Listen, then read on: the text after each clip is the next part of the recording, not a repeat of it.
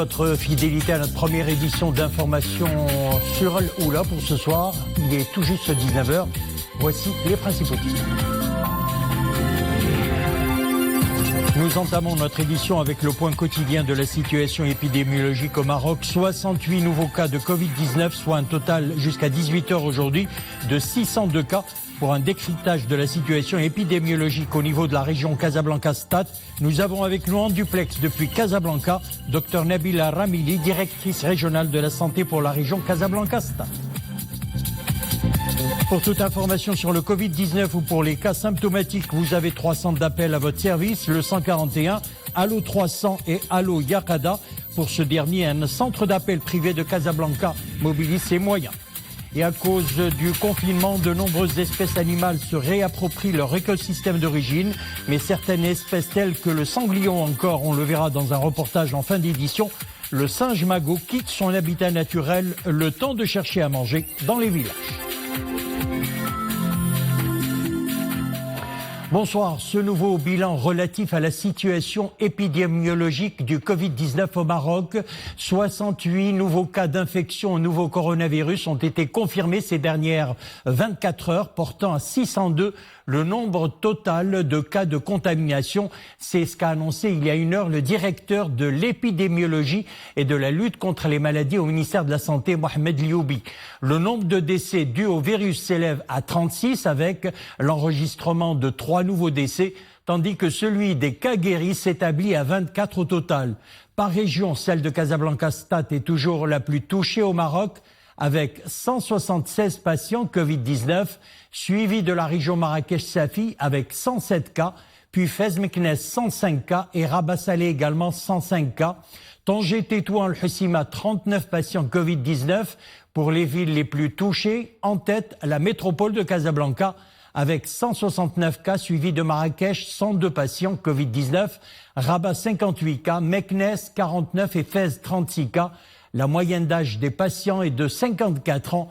Le plus petit est un bébé de 2 mois et le plus âgé a 96 ans. Depuis l'apparition du Covid-19 au Maroc, les hôpitaux du Royaume donc sont entrés dans une phase sans précédent de mobilisation. Pour parler bien sûr donc du Covid-19, nous avons avec nous Dr Nabila Ramili, nous le disions, directrice régionale de la santé pour la région Casablanca-Stade. Alors, Dr Nabila Ramili, bonsoir.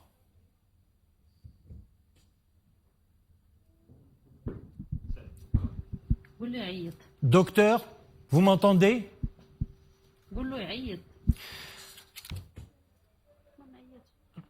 Donc nous allons retrouver donc notre invité dans quelques secondes. Docteur Nabila.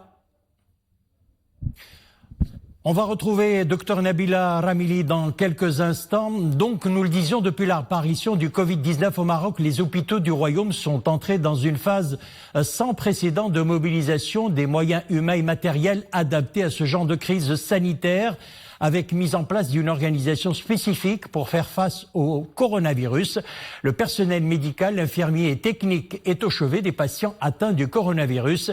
C'est le cas au centre hospitalier universitaire Mohamed VI d'Oujda, qui renforce ses capacités en termes de circuit des patients atteints du Covid-19 et de la prise en charge au service de réanimation. Reportage Mohamed Bellaoui, Rachid Latabi et Manablo. Combinaison de protection, gants, masques et écran facial, Amin Tahri est infirmier major au CHU Mohamed VI d'Oujda. Beaucoup de protection avant d'emprunter le circuit des cas suspects ou confirmés du Covid-19. Ici, on s'organise. Tous les patients qui se présentent aux urgences font l'objet d'un pré-tri. Certains ne franchiront pas les portes de l'hôpital. D'autres seront immédiatement pris en charge par l'unité Covid-19.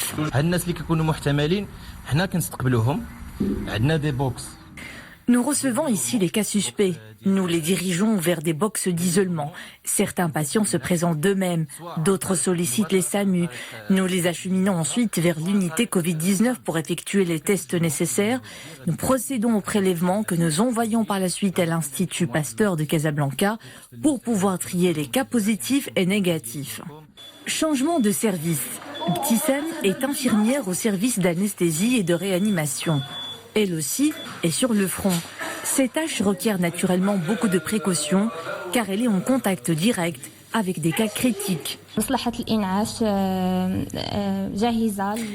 service réanimation et anesthésie est prêt à recevoir les patients atteints du Covid-19 et même les cas les plus critiques qui nécessitent des respirateurs et une prise en charge totale. Un service clé qui renforce ses capacités depuis l'apparition des premiers cas, car les complications causées par le coronavirus peuvent provoquer une détresse respiratoire. Nous avons équipé 60 lits pour les cas graves. Nous pouvons aller jusqu'à 100 lits si besoin est. Une mobilisation de tous les instants. Le pays a atteint la phase 2 dans son combat face à la pandémie. Une étape caractérisée par l'émergence de foyers épidémiologiques locaux. Alors pour parler du Covid-19 et de la situation épidémiologique au Maroc, avec nous en duplex depuis Casablanca, docteur Nabila Ramili. Bonsoir docteur. Bonsoir. Alors je rappelle, vous êtes directrice régionale de la santé pour la région Casablanca-Stade. Alors ma première question, comment se présente la situation épidémiologique au niveau de la région ? Très bien, donc à ce moment-là, nous sommes déjà à 176 cas enregistrés de Covid-19 chez nos patients. Donc nous sommes à prédominance masculine jusqu'à présent pour un ratio de 2 pratiquement sur 1. Nous attendons plus de cas certainement vu la métropole de Casa qui est la plus grande ville du royaume, c'est la capitale économique, donc certainement nous y attendons à ce qu'il y ait une émergence de plus de cas ici dans notre région. Alors justement, c'est la métropole qui est la plus touchée au plan national, on vient de le dire, avec, je le disais il y a un instant, 162 patients Covid-19. De combien de lits disposez-vous et il y a combien de lits pour la réanimation ? Donc au jour d'aujourd'hui, nous avons passé pratiquement 4 semaines après la découverte du premier cas. Et je peux dire que nous nous sommes mobilisés pour augmenter notre capacité litière, changer carrément l'organisation des soins ici à Casablanca et création de nouveaux lits de réanimation et de nouveaux lits de soins intensifs pour pallier justement à cette épidémie et pouvoir accueillir les patients dans de très bonnes conditions. Ils ont besoin de monitoring, ils ont besoin des fois de respiration artificielle. Les statistiques disent que 80% des patients passeront une période bénigne sans complications, mais les 20% restantes trouveront certainement des difficultés respiratoires et nécessiteront des soins intensifs, sinon carrément passer à la réanimation qui est aux alentours de 5% à peu près. Alors docteur, il y a quelques jours, nous avions... Oui. Oui, allez-y madame. Vous vouliez rajouter quelque chose ? Juste pour dire que notre capacité litière en ce moment a été triplée et si besoin, nous l'augmenterons encore plus davantage. Nous avons une capacité litière dans notre région qui enregistre les 4000 lits.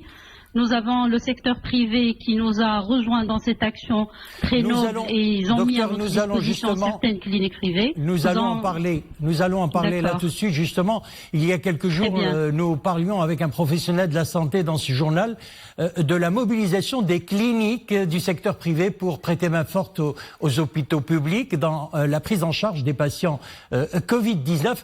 Alors justement, comment se passe tout cela au niveau de la région Casablanca-Stade et surtout comment qualifieriez-vous l'état clinique des patients? Est-ce qu'ils sont traités à la chloroquine et est-ce que vous avez un premier retour sur la réaction de l'organisme à ce traitement? Très bien. Donc, je peux déjà confirmer qu'effectivement, il y avait une nette mobilisation du secteur privé et qui nous ont apporté beaucoup d'aide dans cette situation épidémiologique. Certaines cliniques ont été déjà ouvertes et accueillent aujourd'hui un nombre assez important de patients. Il y avait aussi mobilisation de différents matériels biomédicaux. Oui. Non, je vous entends, madame. Docteur, je vous entends. Voilà, donc je peux dire que... Docteur. Je peux dire que quand même nous sommes dans une forte mobilisation, soit du secteur privé, du secteur public. Il y a une alliance très manifeste. Il y a aussi un autre sujet auquel nous nous sommes abattus, c'est déjà la mobilisation de certains hôtels aussi, où nous avons commencé à héberger certains patients dans la phase de convalescence. C'est-à-dire après 10-12 jours de traitement, on est arrivé quand même à installer certains hôtels pour pouvoir héberger nos patients. Alors, la réponse à la chloroquine, je peux dire qu'aujourd'hui, nos patients sont à J8 de l'utilisation de ce médicament qui est la chloroquine. Une bonne réponse, tous les patients se portent bien. Il y a certains même qui ont commencé à se négativer. Et c'est le but aujourd'hui de l'utilisation de ce médicament pour diminuer la charge virale. À se négativer, vous le disiez, grâce à la chloroquine. Il y a une autre question. À se négativer grâce à la chloroquine. Mon dernier message éventuellement à tous les citoyens marocains et casablancais de rester chez eux. Tout le professionnel médical et paramédical est mobilisé pour cette noble cause qui est lutter contre l'épidémie au Maroc et que nos patients soient guéris, Inch'Allah. Donc s'il vous plaît, citoyens casablancais, restez chez vous. Le professionnel fait son possible, ils ne voient pas leurs enfants, ils sont confinés soit dans les hôpitaux, ils ne dorment pas chez eux, ils sont dans des hôtels. Donc s'il vous plaît, aidez-nous à faire face à cette épidémie.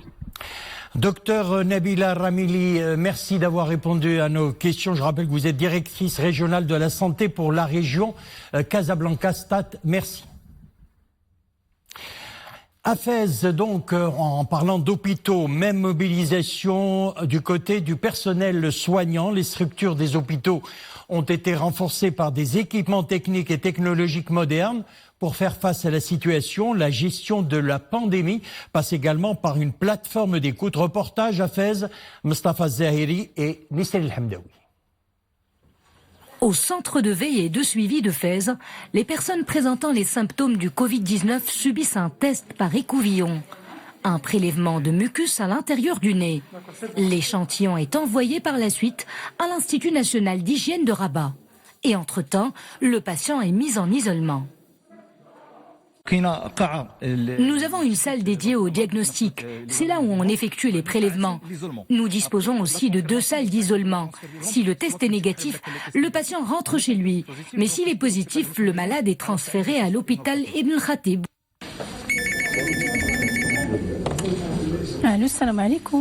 La gestion de la pandémie passe également par une plateforme d'écoute.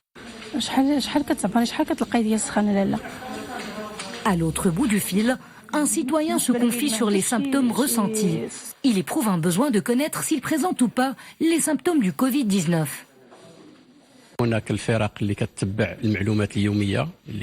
Nous avons des équipes qui se chargent du suivi des informations quotidiennes, principalement la situation épidémiologique qui évolue chaque minute et chaque seconde. Nous disposons également d'un centre d'accueil des appels pour répondre aux questionnements des citoyens. Toutes les informations recueillies sont transmises aux équipes d'intervention rapide. Elles se déplacent à domicile ou dans n'importe quel endroit.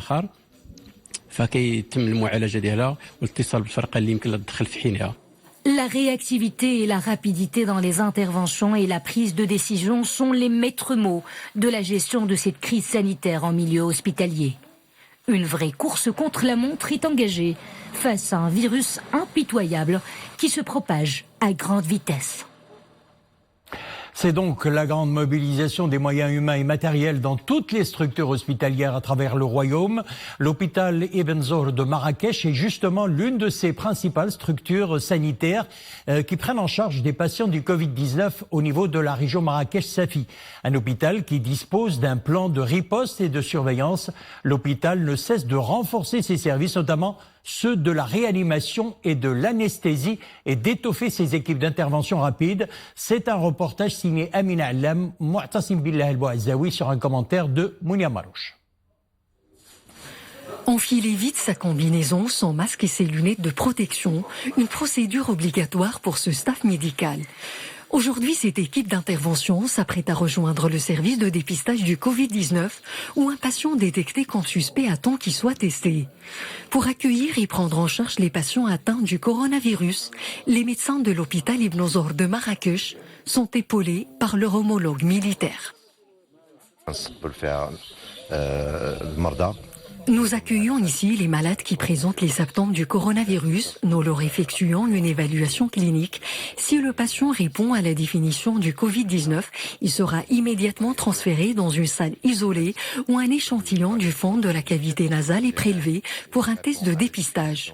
Si le résultat est négatif, il quitte l'hôpital. Au cas où il est positif, il commence le traitement prescrit par le ministère de la Santé. Le protocole mis en place par l'hôpital est renforcé pour les patients déjà malades ou âgés. Une fois testés positifs au coronavirus, les personnes vulnérables sont traitées dans des unités de soins intensifs. Pour ce qui est de la prise en charge des malades Covid+, alors les malades qui présentent des signes de sévérité ou bien qui sont graves, qui ont une gêne respiratoire, une instabilité hémodynamique ou un autre problème qui nécessite la réanimation, on les reçoit ici, dans le service de réanimation, pour les prendre en charge. L'hôpital Ibn Zor de Marrakech a étoffé ses ressources humaines pour mener à bien ce combat contre cette épidémie. 60 médecins spécialistes travaillent conjointement avec 77 infirmiers et assistantes sociales pour maîtriser au mieux la prise en charge des personnes atteintes de Covid-19. Allo 300, Allo Yaqada, le chiffre va s'afficher, et Allo SAMU 141, 3 centres d'appel dédiés exclusivement à interréagir avec les appels pour information ou autres au sujet du Covid-19, ainsi que pour toute information ou conseil relatif à l'aspect sanitaire. Et pour aider à gérer donc les flux importants des appels téléphoniques, un centre d'appel de Casablanca mobilise ses locaux, ses équipements et une centaine de ses téléconseillers pour répondre aux appels destinés à Allo Yaqada. Sarah Katir pour le reportage. 24 heures sur 24, 7 jours sur 7, ces téléopérateurs répondent aux renseignements des citoyens et orientent les cas vers les centres spécialisés selon les régions. Ils travaillent pour ce centre d'appel qui s'est porté volontaire pour répondre au numéro Allo Yaqada. Allo Yaqada fournit des informations et recommandations sur le Covid-19 et des informations au public sur les procédures à suivre pour signaler un cas suspect pour les professionnels de santé. On a des conseillers qui se sont portés volontaires pour répondre à cette mission d'intérêt national. Ce sont aujourd'hui, pour vous donner les chiffres, 100 conseillers qui se relayent 24 heures sur 24, 7 jours sur 7 pour répondre aux appels des citoyens. Et on reçoit aujourd'hui entre 5 et 6 000 appels quotidiens. Notre objectif, c'est de les traiter tous dès le premier essai. Et on vise un taux de 95%. S'il faut ajouter des conseillers pour satisfaire cet engagement, on les rajoutera. Et pour les aider à mener à bien cette tâche, les opérateurs ont pu bénéficier de formations de la part de cadres du ministère de la Santé. C'est un honneur pour nous de soutenir les citoyens marocains et de répondre à leurs interrogations durant ces temps difficiles. Notre rôle, il se résume à prendre les appels de l'ensemble des citoyens, à répondre à leurs interrogations, à les orienter et ainsi à escalader les dossiers vers le ministère de la Santé en cas de besoin. Notre intervention, elle permet de réduire la pression sur les équipes du ministère de la Santé, ce qui leur donne la possibilité de se focaliser plus sur les cas à risque qui sont de plus en plus nombreux. Bien sûr, on a bénéficié d'une formation de courte durée, certes, mais très concentrée et efficiente pour qu'on puisse répondre aux différentes interrogations des citoyens sur le Covid-19. Plusieurs mesures ont été mises en place sur les plateaux de ce centre d'appel pour éviter la propagation du Covid-19 et toutes les équipes sont mobilisées bénévolement. Pour eux, la sécurité sanitaire de ces opérateurs compte aussi. Et à présent, nous vous rappelons la mise en place d'un fonds spécial pour la gestion de la pandémie du coronavirus. Le fonds, mis en place sur haute instruction de Sa Majesté le roi Mohammed VI, continue à recueillir une forte adhésion de toutes les composantes de la société marocaine. Les fonds collectés sont réservés à la prise en charge des dépenses de mise à niveau du dispositif médical en termes d'infrastructures adaptées et de moyens supplémentaires à acquérir dans l'urgence, ainsi qu'au soutien de l'économie nationale. Écoutons cet appel aux dons lancé par l'humoriste franco-marocain Jamel Debbous. Salam alaikum. J'espère que la vidéo تجبركم على خير وبخير مكونين في داركم. Surtout restez مكونين ما تخرجوش. هاد المرض خطر. بون واخا مكون في داري نقدر نعاون الناس. نقدروا تعاونوا الناس. السبيطار نقدروا نعاونوا المرضى الناس الضعفاء. Il faut que tous les Marocains du monde entier se serrent les coudes pour aider le Maroc dans cette passe difficile. Et pour ça, l'État marocain a mis en place un site qui s'appelle tgr.gov.ma. Vous tapez tgr.gov.ma. Vous rentrez votre nom, votre prénom, le montant, peu importe. Tous les montants sont les bienvenus en euros, en dollars, en dirhams, en tout, en yens même. Moi je vais mettre voilà. Vous mettez votre mail, le numéro de la carte bancaire, vous allez recevoir un numéro par SMS, vous confirmez, et Inch'Allah, vous allez faire beaucoup de bien. Allah ya'aounkoum. Bon courage à tous. Voilà, faire un don, mais également rester chez vous. Justement, les autorités locales et les services de sécurité sont mobilisés pour faire appliquer les procédures nécessaires de confinement en vue d'assurer la sécurité des citoyens. Mobilisés 24 heures sur 24 et 7 jours sur 7, les patrouilles veillent au respect des mesures de prévention et de précaution liées à l'état d'urgence.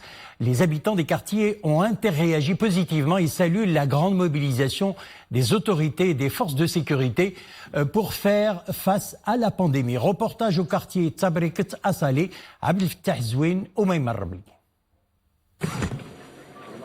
Il est un peu plus de 19h et au moment où Salé s'enveloppe dans le calme, ici, à Tabrikt, l'ambiance est tout autre. Les habitants de ce quartier résidentiel se sont donné rendez-vous sur leur balcon, terrasse ou fenêtre. Ils rendent hommage aux autorités et aux éléments de la police.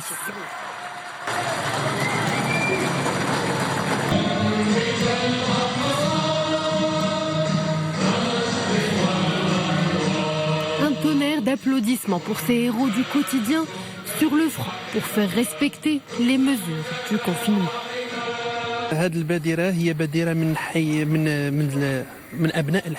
C'est une initiative portée par les jeunes du quartier, une façon de remercier les agents d'autorité et les éléments de la police qui veillent à la bonne application de l'état d'exception sanitaire et par la même occasion à sensibiliser les gens quant à l'importance du strict respect du confinement. On a encouragé les habitants du quartier à rendre un hommage à ces agents qui œuvrent au respect des précautions liées à l'état d'urgence sanitaire. C'est aussi une opportunité pour mettre en avant l'importance du respect à la lettre du confinement. Bien que cela puisse être dur, mais c'est une occasion de vivre des moments forts avec les nôtres.